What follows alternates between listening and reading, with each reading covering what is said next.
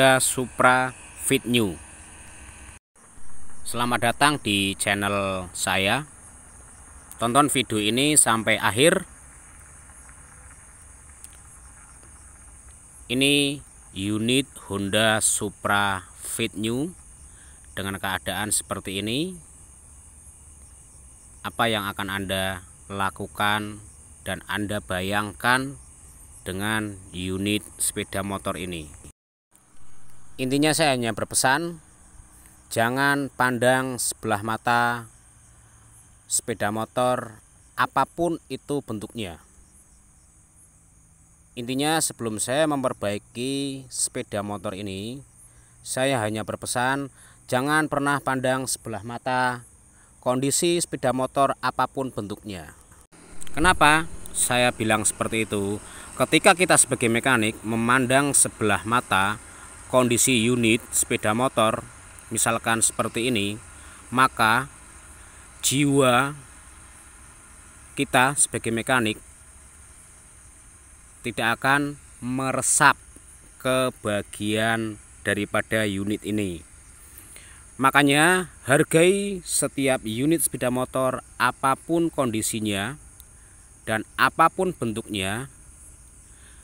Tangani dengan sepenuh hati, dengan hobi yang benar-benar melekat pada jiwa kita. Aduh, lepas kameranya.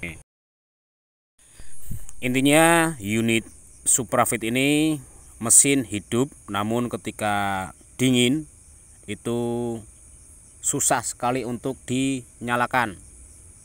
Yang pertama, businya selalu basah, hitam. Pertanyaan saya simpel. Ketika sampean menemukan atau menjumpai konsumen untuk menyervis sepeda motor ini, apa yang akan Anda lakukan? Terima atau tolak? Kalau terima, kita untuk melakukan servis dengan resiko tentu ada, dan juga kita tolak dengan resiko tentu juga ada. Intinya sepeda motor ini hidup, memang hidup, mesinnya hidup, tapi ketika dingin pagi hari itu dinyalakan susah sekali. Ketika busi dibuka, basah oli, basah BBM. Apakah cukup hanya kita nyervis pada bagian karburator, kemudian setel klep, ganti busi, selesai, kemudian dikasihkan ke konsumen? Saya yakin masalah itu tidak akan selesai. Justru kita malah dicari konsumen lagi dalam waktu beberapa hari. Kenapa kita dicari konsumen? Mungkin setelah kita servis, hanya servis di karburator, setel klep, ganti busi, selang beberapa hari sepeda motor itu mati lagi. Dengan kasus yang sama, busi masih sama seperti ini, misalkan basah, hitam. Intinya saya bilang dengan kasus yang sama. Beda halnya misalkan kita hanya servis karburator, setel klep, kemudian konsumen itu kembali lagi dengan permasalahan berbeda, misalkan bannya bocor atau rantainya putus, itu kan lain lagi. Intinya seperti itu. Ini businya kurang lebih seperti ini. Lembab, oli, dan BBM, bahan bakar. Ini kalau hanya diservis di bagian karburator, dibersihkan, setel ulang, setel klep, itu tidak akan sembuh.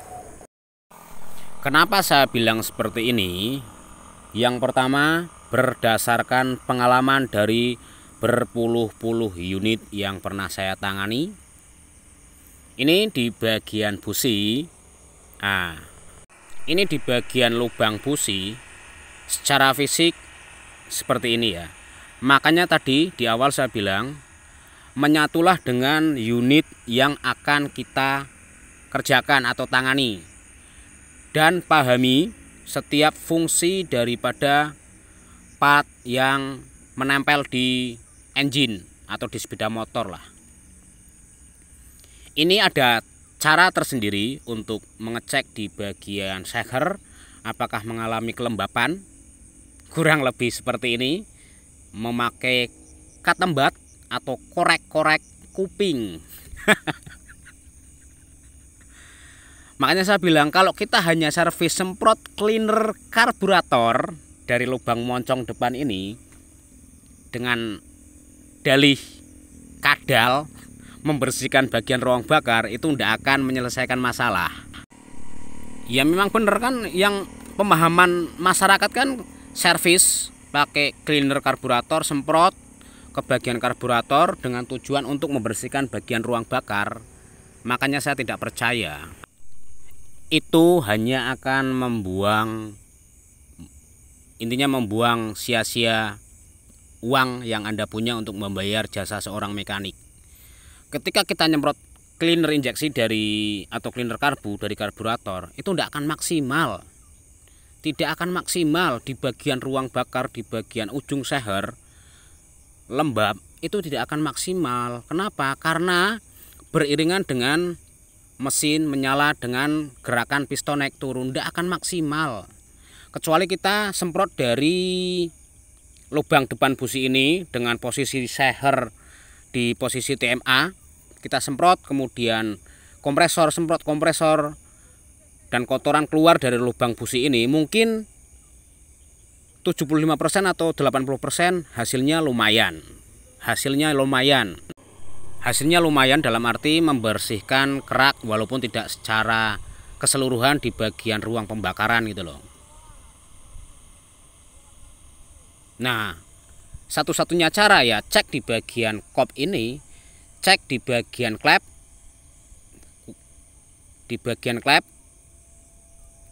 apakah mengalami keausan atau kebocoran kompresi, kemudian seal klep, kemudian ring seher. Kita cek satu persatu komponennya, mulai dari pelatuk klepnya, nokon asnya, kurang lebih seperti itu.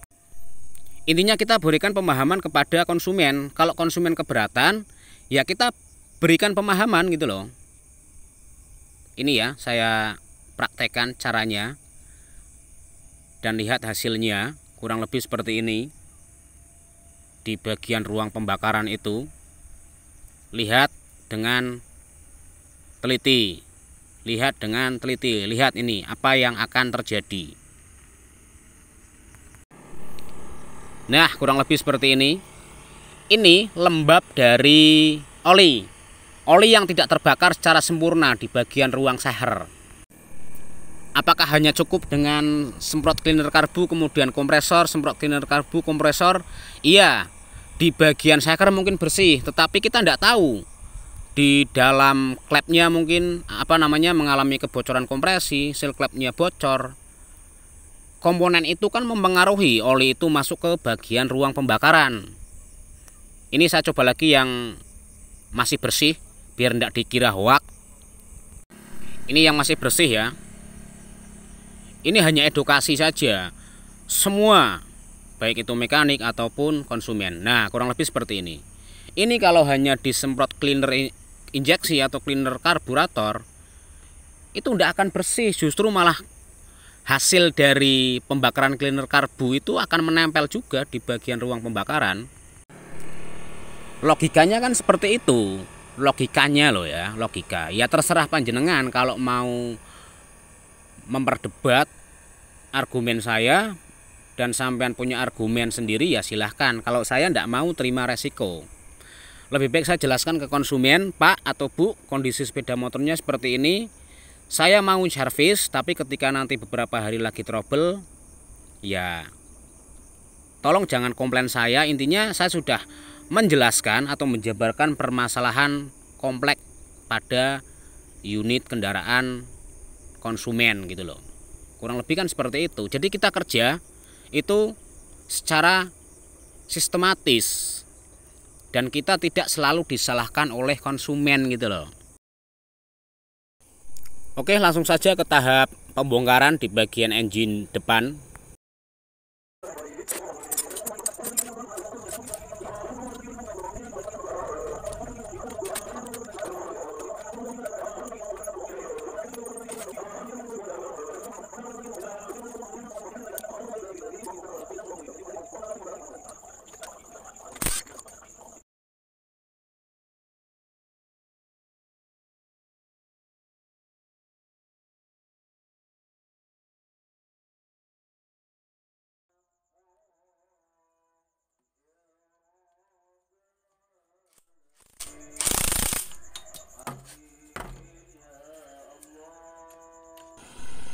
Stop. Lihat, ini ada baut bagian timing, ini sudah agak lower. Nah, di bagian ini harus teliti. Kalau asal lepas, ya ini ndak bisa kalau pakai impact. Bisa ndak ya? Ndak tahu saat melepas dulu pakai apa, ndak paham. Oh, bisa dilepas ternyata. Oh, bisa dilepas. Nah, makanya saya sering bilang selalu teliti setiap komponen yang menempel. Jadi kerja itu ya enak kita. Jadi ndak istilahnya gerasah gerusuh lah. Kita lihat secara fisik bautnya itu dol atau selek atau bagaimana lah.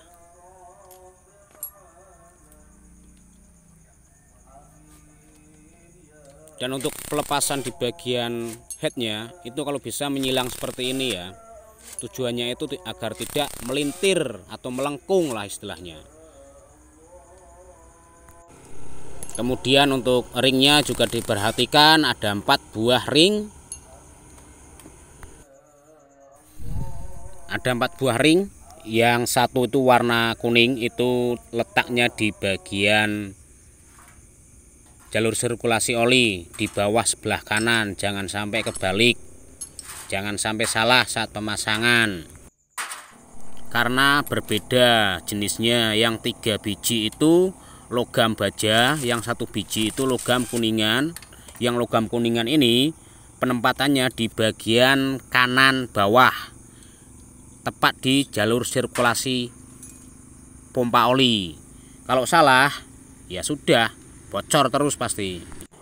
Kalau kuningannya salah ringnya, yang seharusnya di bawah sebelah kanan, yang sirkulasi oli dipasang kok di atasnya, ya nanti tetap rembes-rembes terus olinya. Ya mau debat ya, saya tidak mau debat. Intinya sesuai standar apa yang telah tertata di sepeda motor ini.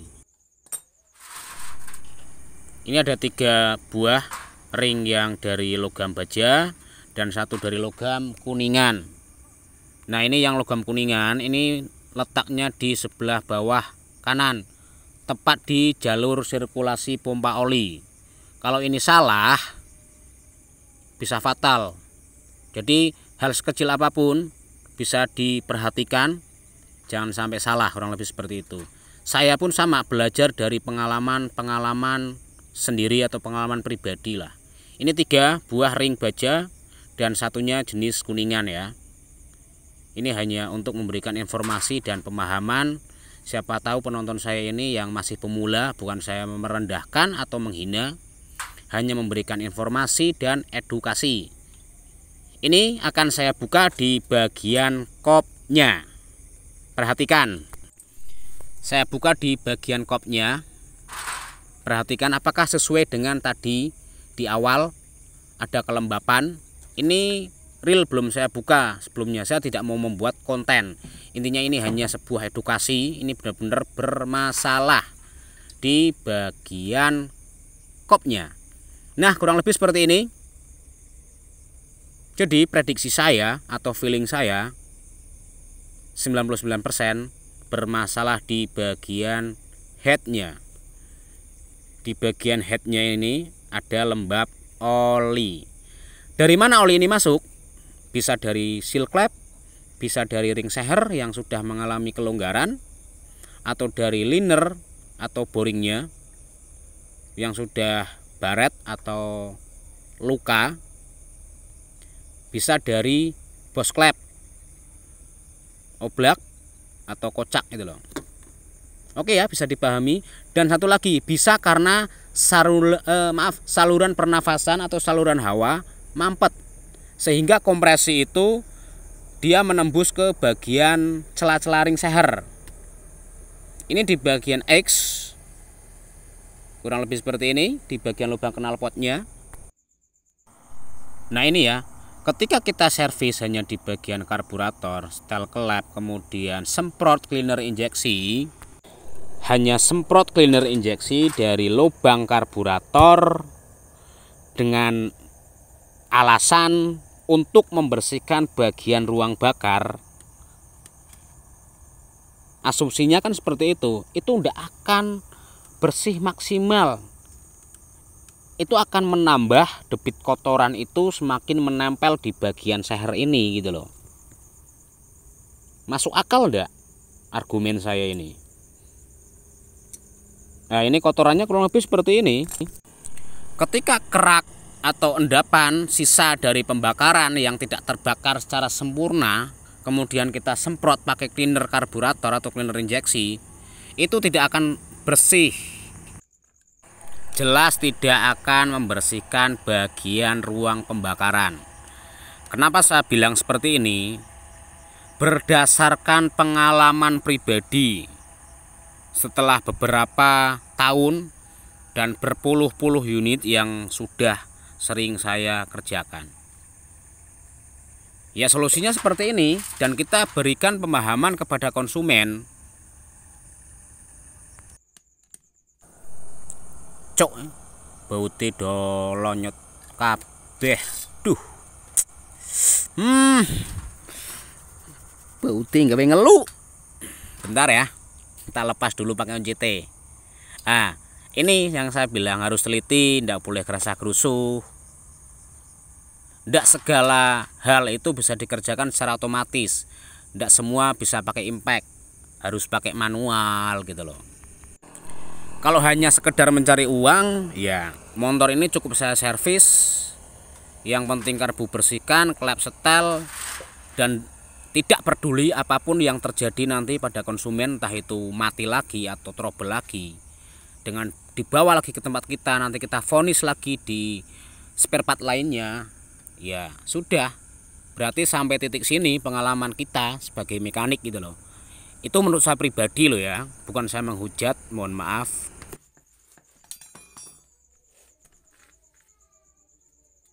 Nah, udah selesai kena pakai kunci T biasa. Aduh. Nah, ini pakai impact bisa karena sudah dilonggarkan. Ini masih panjang ceritanya nanti loh ya, pembahasannya masih panjang. Belum lagi untuk pengecekan bagian klepnya. Duh, jongkok boyoken. Nah, ini bagian lubang klep in, bagian lubang klep in. Ini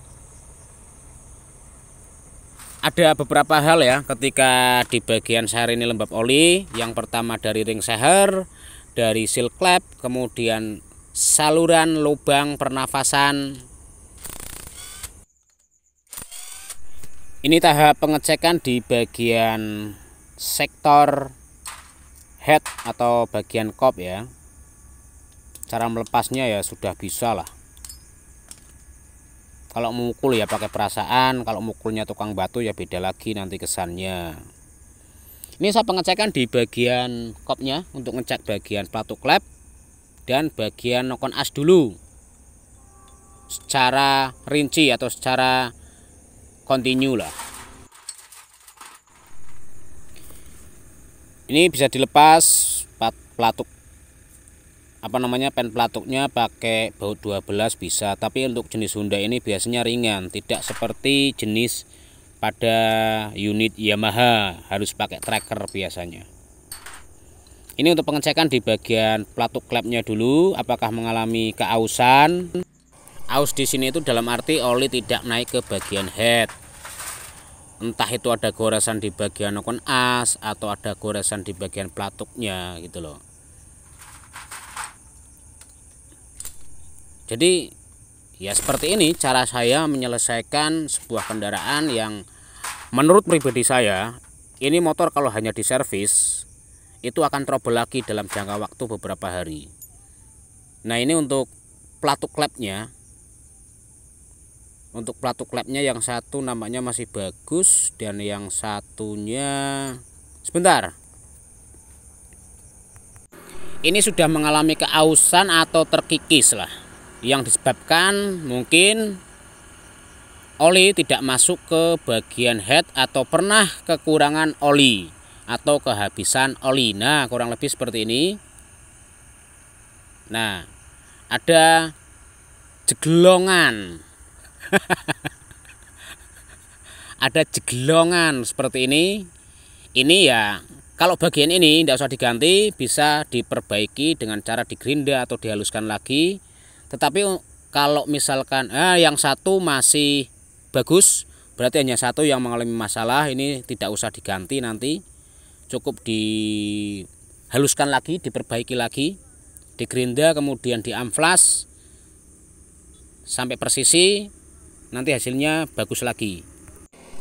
Ya lebih baik ganti, lebih baik itu. Tetapi kan kita harus mengondisikan dompet daripada si konsumen. Kalau bagian pelatuk ini sih masih bisa lah diperbaiki. Kita lihat yang bagian okon asnya, apakah sudah mengalami keausan. Kalau bagian okon ya mohon maaf, saya tidak bisa untuk memperbaiki. Misalkan dilas lagi, dipopok lagi, sama saja, mending beli baru lah.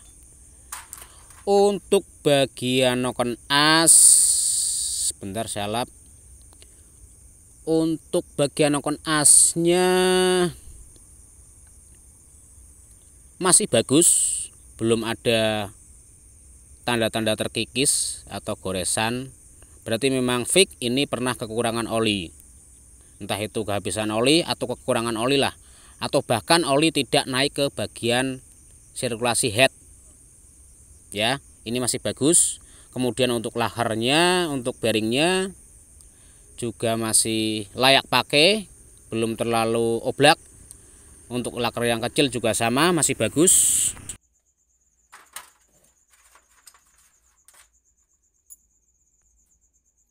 Intinya untuk bagian head hanya dilakukan perbaikan pada pelatuk klep ini yang satu. Nokon as tidak perlu ganti. Nanti cek juga di bagian pompa oli sama sirkulasi olinya. Nah ini sirkulasi bagian depan ini.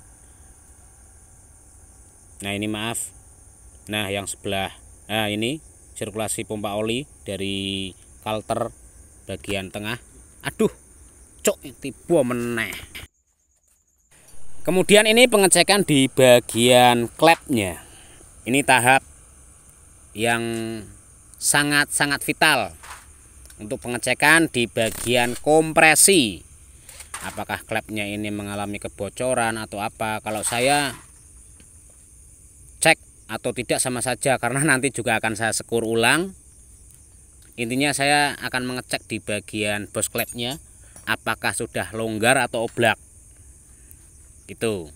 Mohon maaf tidak ada tutorial untuk pengecekan kebocoran kompresi, karena ini tetap nanti walaupun saya cek atau tidak, nanti juga akan saya sekur ulang. Intinya setiap saya melakukan tune up seperti ini, satu paket dengan skur klep, kurang lebih seperti itu. Saya lepas dulu ya, hati-hati untuk lepas bagian kuku klepnya. Ketika terlepas, usahakan dijepit di bagian pernya, tujuannya supaya tidak loncat atau hilang, karena barang sekecil ini bikin pusing kepala ketika kita akan finishing merakit. Nah kurang lebih yang bagian kuku klepnya ini dijepit di bagian pegas, pegas pernya ya. Tujuannya biar tidak hilang atau kesingsal atau lupa, karena bagian ini bikin pusing ketika kita akan merakit terus tiba-tiba hilang atau entah kemana, nanti muncul lagi dengan tiba-tiba, kan bikin jengkel, kadang naik tensi, kurang lebih seperti itu. Intinya kita berikan pemahaman, pengertian kepada konsumen bahwa sepeda motornya misalkan seperti ini. Kita kembalikan lagi ke konsumen. Kalau konsumen bersedia untuk memperbaiki, ya kita perbaiki. Kalau misalkan konsumen tidak bersedia karena keberatan dengan biaya, ya kita pasang lagi. Intinya kita tahu permasalahan sepeda motor ini ketika kita disuruh nyervis. Hanya mas servis karburator karena dirasa mungkin motornya busnya cepat basah, mudah mati atau berebet gitu loh. Mungkin seperti itu kalau cara saya pribadi. Ini di bagian klepnya, apakah klepnya mengalami kelonggaran? Biasanya seringnya itu di bagian X ya. Perhatikan dengan seksama ya. Nah, goyang dompet. Ini masih pakai seal clamp loh ya, belum saya lepas. Kalau saya lepas terlalu parah nanti.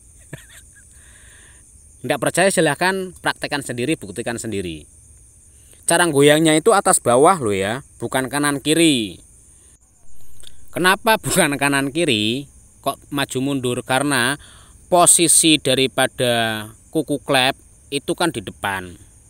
Pelatuk itu kan ke depan kan, bukan nyamping kan pelatuknya. Otomatis oblaknya juga maju mundur seperti ini.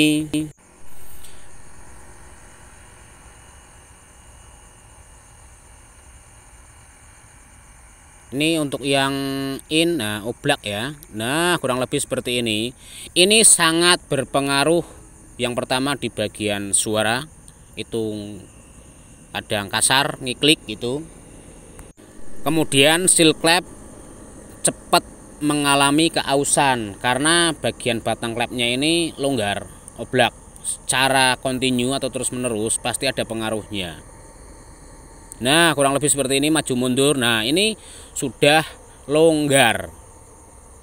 Apakah cukup hanya dilakukan penggantian batang klep? Kalau batang klepnya masih bagus, tidak usah diganti. Yang diganti cukup di bagian bos klepnya. Ya, di bagian bos klepnya ini yang harus diganti, wajib dilakukan penggantian. Ini seal klep saya lepas, nanti goyangnya terlalu ahoy pasti biasanya. Terlalu longgar banget karena tidak ada seal clamp-nya, tidak ada penahannya. Bentar saya lepas dulu. Ini ya, tanpa seal clamp biasanya longgarnya itu malah tambah biasanya menurut pengalaman saya. Cara goyangnya seperti ini, majukan, bentar, nah dorong sedikit, nah kurang lebih, nah kan, nah terlalu longgar banget, terlalu longgar tanpa seal clamp. Moga-moga bisa dipahami cara saya ini ya. Kemudian yang sering oblak itu biasanya yang rentan itu di bagian klep X karena berhubungan langsung dengan sirkulasi hasil sisa pembakaran.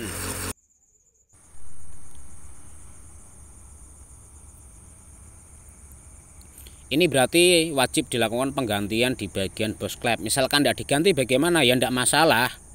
Tetapi pasti ada pengaruhnya, mulai dari seklep cepat aus, kemudian ada suara ngiclik. Ini di bagian klep X ini biasanya yang rentan mengalami kelonggaran karena berkaitan langsung dengan lubang knalpot panas, berhubungan langsung dengan nah oblak kan di bagian X ini. Nah ini sama, masih menggunakan seal clamp. Kalau seal clamp-nya saya lepas nanti terlalu longgar banget. Nah ini ya, semoga video saya ini bermanfaat, mudah dipahami. Mohon maaf kalau saya terlalu panjang lebar lah. Ini seal clamp saya lepas dulu. Bentar. Duh, wangel gepeng. Kena. Sudah, buang aja. Ini ya untuk tahap terakhir, pengecekan di bagian klep X kelonggaran. Nah, ini oblak banget. Kalau tidak percaya silahkan praktekkan sendiri ketika sampean membongkar sepeda motor lah. Jadi intinya motor ini dilakukan penggantian di bagian bos klep, kemudian skur klep, sitting klep, kemudian untuk pelatuknya tidak saya ganti, hanya saya perbaiki. Untuk knock-on as tidak saya ganti. Kemudian nanti saya cek ke bagian ring sehernya.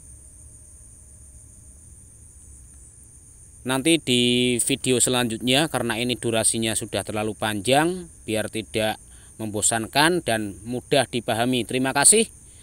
Semoga bermanfaat, tetap semangat. Salam sejahtera dan salam sehat selalu. Assalamualaikum warahmatullahi wabarakatuh. Oke, selamat malam.